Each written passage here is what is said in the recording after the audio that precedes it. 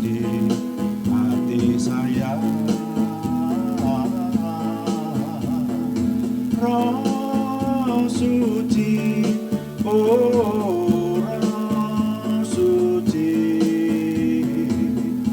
berkarya di hati saya. Pilih Roh suci, makarya ing manah kula memuji Gusti kanthi sukarna. Awit Roh suci makarya ing manah kula, gesang langgeng ayem tentrem selaminya. Roh suci, oh Roh suci, makarya ing manah kula. Roh suci, oh Roh suci, makarya ing manah kula.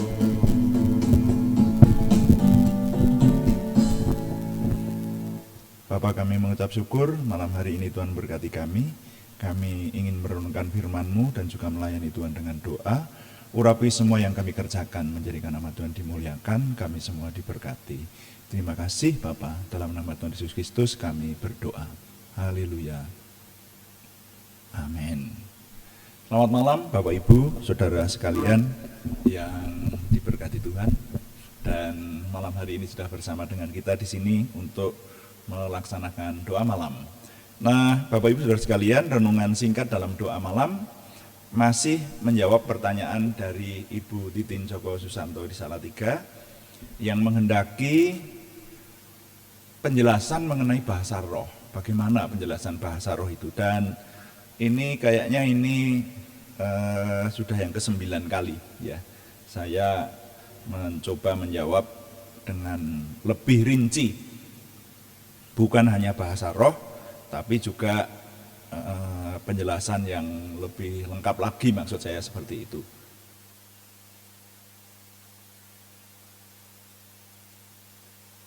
Nah, di doa-doa malam yang lalu, dalam menjawab pertanyaan Ibu Titin, sudah saya sampaikan, sudah kita teliti bersama bahwa bahasa roh itu tidak semua kalangan Kristiani bisa menerima. Ada kalangan yang tidak tahu, ya, mungkin bahkan sekarang ini ada di antara kita yang baru kali ini membaca, memahami dan merenungkan bahwa di 1 Korintus pasal 12 ayat 1 sampai 11 disebutkan ada namanya karunia roh dan karunia bahasa roh. Dan bukan hanya bahasa roh saja, tetapi juga ada karunia-karunia yang lain, karunia roh yang lain maksudnya. Dan karunia roh itu berbeda dengan karunia Tuhan yang lain. Nah, ini yang sudah kita renungkan, saudara sekalian. Nah, jadi di sana disebutkan ada 9 karunia dan kita sudah menelitinya satu persatu ya. Sekarang sampai kepada karunia roh yang ke-6 sepertinya. Kita sudah meneliti yang pertama dulu, judul renungannya adalah karunia bahasa roh dan karunia untuk berkata-kata dengan hikmat. Ya, itu sudah kita renungkan. Jadi karunia berkata-kata dengan hikmat itu karunia roh yang pertama. Lalu yang berikutnya bahasa roh dan karunia berkata-kata dengan pengetahuan. Sudah kita renungkan ya. Jadi bahkan untuk berkata-kata dengan pengetahuan itu saja, kalau berbicara mengenai kebenaran Tuhan itu mesti merupakan karunia roh. Ya. Lalu yang ketiga bahasa roh dan karunia iman. Jadi iman sudah kita renungkan, bukan sekedar percaya Tuhan itu ada gitu ya. Jadi iman yang memindahkan gunung waktu itu ya. Lalu bahasa roh dan karunia menyembuhkan. Ya. Ini karunia roh yang keempat. Lalu ada karunia roh yang kelima. Ini semuanya saya sarikan dari 1 Korintus pasal 12 ayat 1 sampai 11 Saudara ya. ada karunia kuasa untuk mengadakan mujizat. Makanya judulnya waktu itu adalah bahasa roh dan karunia atau kuasa untuk mengadakan mujizat. Nah sekarang pada bagian ke-9 ini, karismatika part 9 atau bagian ke-9, bahasa roh dan karunia bernubuat. Nah mari kita baca lebih dulu 1 Korintus pasal yang ke-12 pada ayatnya yang ke-8 mulai. Jadi 1 Korintus 12 ayat 8. Sebab kepada yang seorang roh memberikan karunia untuk berkata-kata dengan hikmat. Tadi ya, yang sudah saya sebutkan tadi. Kemudian dan kepada yang lain roh yang sama memberikan karunia berkata-kata dengan pengetahuan. Kepada yang seorang roh yang sama memberikan iman, dan kepada yang lain ia memberikan karunia untuk menyembuhkan. Ayat 10, kepada yang seorang roh memberikan kuasa untuk mengadakan mujizat, dan kepada yang lain ia memberikan karunia untuk bernubuat. Nah ini kita sampai pada bernubuat ini. Ini urutannya sepertinya yang ke-6 ya. Karunia roh yang ke-6 itu karunia bernubuat. Nah, sekarang mari kita pahami dulu bernubuat itu bagaimana sih ya. Bernubuat itu kalau bahasa umum disebut meramalkan. Menubuatkan sesuatu itu meramalkan. Hanya kalau ramalan itu tidak terjadi. Nah, kalau yang tercatat di sejarah suci, setiap nubuat yang dari Tuhan itu terjadi. Itu saudara ya. Jadi di dalam perjanjian lama khususnya kita melihat nubuatan-nubuatan itu banyak yang sudah terjadi, ada yang belum terjadi. Bahkan nanti kan ada nubuat bahwa dunia ini akan berakhir kan begitu, ya. Nah, ini belum terjadi, ya. Tapi di perjanjian lama ada contoh-contoh. Misalnya ini di Kitab Raja-Raja ya. Kitab Raja-Raja yaitu pada zamannya Raja Yosafat. Raja Yosafat itu Raja Yehuda atau biasanya disebut Kerajaan Selatan. Nah, kerajaan di umat pilihan Tuhan itu waktu itu terbagi dua. Ada yang disebut Kerajaan Utara, umumnya disebut Kerajaan Israel, seperti itu. Nah, di sana rajanya Ahasia. Yosafat sama Ahasia itu waktu itu bekerja sama. Padahal di hadapan Tuhan yang namanya Raja Ahasia itu dinilai sebagai raja yang jahat, saudara. Makanya Yosafat itu bekerja sama dengan Raja Ahasia, itu sebetulnya membuat Tuhan tidak berkenan. Nah, seperti itu. Makanya kemudian muncul ada seorang yang namanya Eliezer bin Dodawa. Itu mengucapkan nubuat. Ya, nubuatannya bunyinya bahwa karena engkau berkawan dengan Ahasia, maka Tuhan akan merobohkan pekerjaan, seperti itu. Ya, Tuhan akan merobohkan pekerjaan. Itu di 2 Tawarikh pasal 20, sekitaran itu saudara ya. 2 Tawarikh pasal 20 sekitar ayat 36 dan sekitarnya itu. Karena ia bersekutu dengan Ahasia, maka Eliezer bin Dodawa menubuatkan, Tuhan akan merobohkan pekerjaanmu. Nah, mereka ini, raja berdua ini sedang membuat kapal-kapal yang akan dipakai untuk berlayar ke arah Tarsis. Apa yang terjadi? Dicatat di sana kapal-kapal itu pecah, gitu, saudara. Kapal-kapal itu pecah dan pekerjaan Tuhan, maksudnya pekerjaan yang mereka lakukan hancur. Jadi nubuatan itu benar. Kemudian masih ada lagi nubuatan Tuhan Yesus, toh banyak nubuat sebetulnya ya. Seperti dikatakan di Injil Matius Waktu itu Tuhan Yesus berjalan bersama dengan murid-muridnya, dan murid-muridnya menunjuk kepada bangunan bait suci. Lalu Tuhan berkata bahwa nanti, sambil menunjuk ke bait suci itu, tidak ada batu yang akan berada di atas batu yang lain. Tidak akan ada batu yang terletak di atas batu yang lain, seperti itu. Nah, Tuhan Yesus dengan jelas mengatakan bahwa bait suci itu akan diruntuhkan. Nah, akhirnya terjadi loh, sampai sekarang juga bait suci sebuah bangunan yang sangat-sangat megah untuk ukuran waktu itu, karena disitulah dinyatakan sebagai tempat Tuhan berada itu. Nah, tapi bait suci itu sekarang tidak ada lagi. Jadi nubuatan Tuhan Yesus benar. Nah, ini arti dari nubuatan. Jadi, dan contoh-contohnya. Jadi nubuatan itu adalah sebuah pernyataan tentang apa yang akan terjadi, tapi ini adalah secara rohani, dan pada umumnya hal itu terjadi, saudara-saudara sekalian. Nah, ini yang kita yang hidup di dalam zaman perjanjian baru ternyata dinyatakan di 1 Korintus pasal 12 bahwa nubuatan itu masih bisa berlangsung sampai hari ini.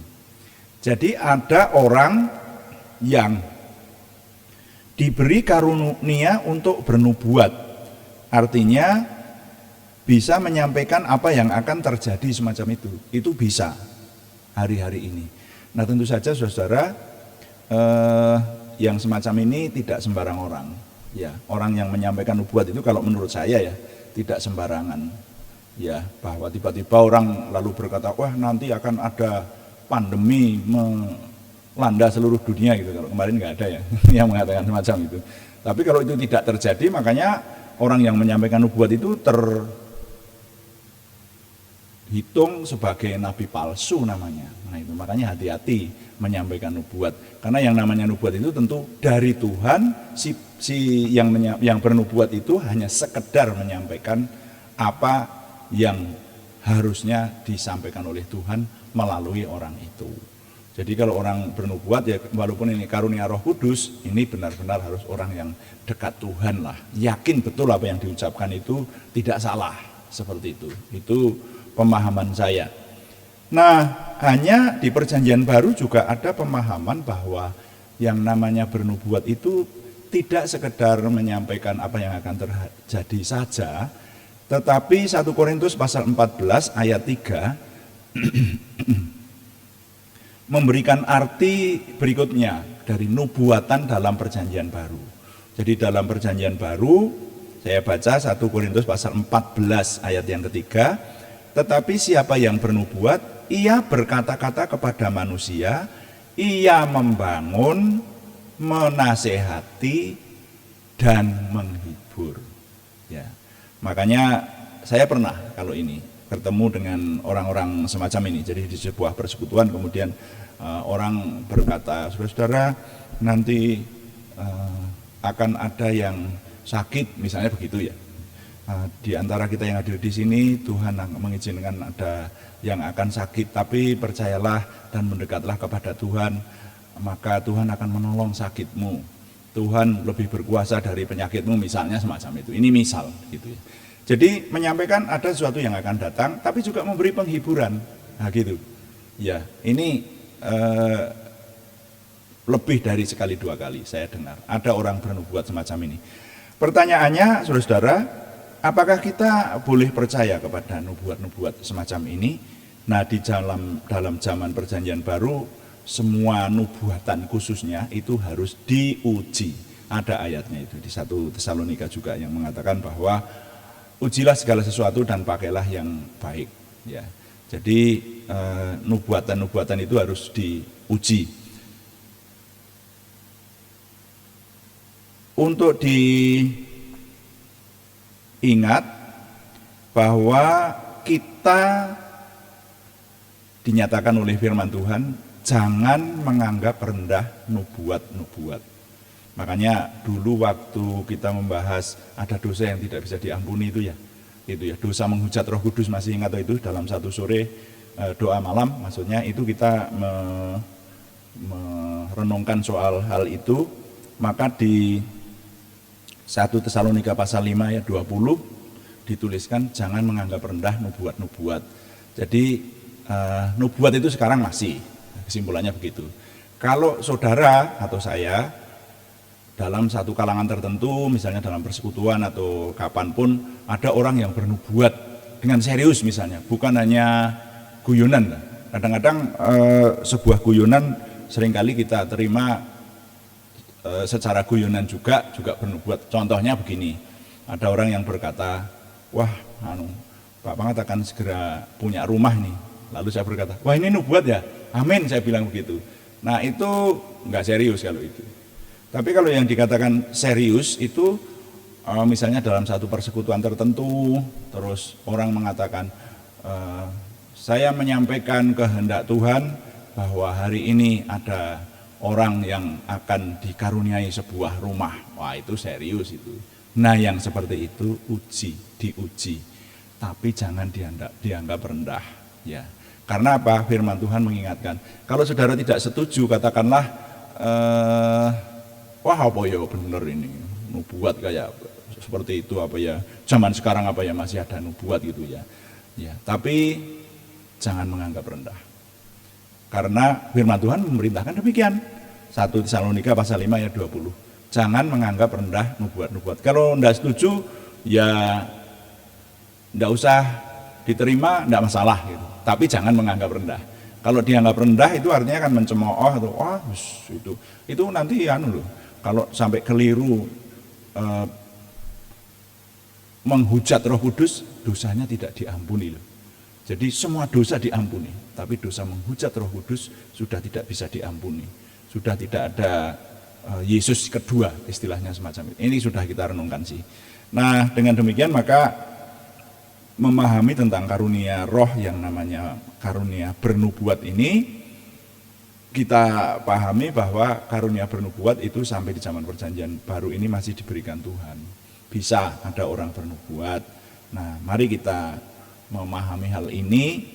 Kalaupun kita menjumpai yang semacam ini, kita sudah tidak kaget lagi nanti seperti itu. Barangkali ada di antara saudara yang ini asing. Ini kalau di gereja saya tidak pernah membicarakan ada nubuat semacam ini dan seterusnya, ya enggak apa-apa ya, artinya kan enggak tahu, atau mungkin di lingkungan kalangan Anda tidak pernah dibicarakan, ya enggak masalah. Nanti yang berikutnya saya akan menjelaskan lebih lagi saudara ya, bahwa karunia roh itu bisa diterima, bisa tidak gitu. Jadi dan itu bukan, sekali lagi, bukan menunjukkan bahwa yang memiliki karunia roh itu misalnya orang yang dikenal sebagai orang yang memiliki karunia kesembuhan gitu. Itu adalah Kristen kelas pertama gitu, bukan. Menurut firman Tuhan tidak seperti itu. Itu karunia itu diberikan. Nah, sekarang saya mulai ingin menjelaskan. Karunia-karunia roh ini diberikan sebagai kelengkapan pelayanan. Kenapa dikatakan nanti ayatnya saya tunjukkan kepada Anda bahwa karunia-karunia ini untuk membangun jemaat. Makanya berkali-kali saya katakan ini bukan untuk kepentingan diri sendiri. Jadi kalau orang yang bisa menyembuhkan lalu jadi dukun Kristen gitu, orang yang bisa bernubuat lalu kemudian nanti bernubuat sembarangan, setiap orang datang dinubuatkan, wah kamu nanti 2 hari lagi akan dapat jodoh, wah misalnya begitu, itu sembarangan dan motivasinya untuk kepentingan diri sendiri tidak bisa. Ya, ini untuk membangun jemaat saudara ya. Makanya Roh Kudus itu memimpin kita itu dalam satu tubuh Kristus yang bisa dipertanggungjawabkan dengan baik, yang dalam kebenaran dan kekudusan Tuhan seperti itu. Nah, jadi kesimpulan atau nilai yang dapat saya sampaikan, saya susun dalam sebuah kalimat bunyinya begini. Sekali lagi memahami karunia roh, sebaiknya bukan hanya bahasa roh saja, tetapi juga karunia-karunia roh yang lain. Kali ini tentang karunia bernubuat. Jadi untuk terutama Ibu Titin dan juga saudara yang mau memperhatikan hal ini,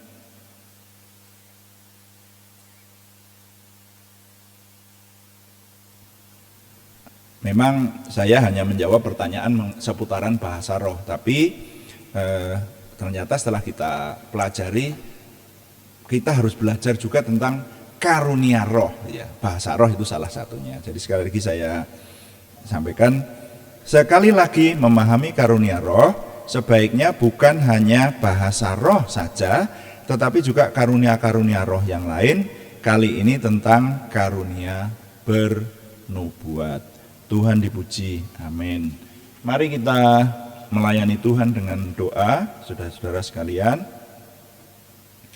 Kita akan menyembah Tuhan, berkata, kuduskan hati ini, kuduskan tempat ini untuk kami berdoa, saudara-saudara, dan kita akan berdoa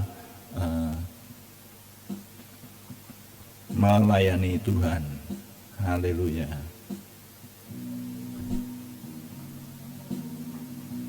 Haleluya.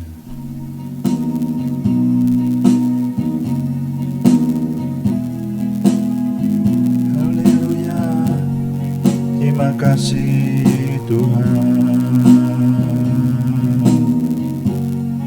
Kuduskan tempat ini untuk kami berdoa. Kuduskan hati ini untuk kami menyembah, biar segala perkara ku serahkan padamu, Yesus, dan Roh Kudus bekerja membimbing kami semua.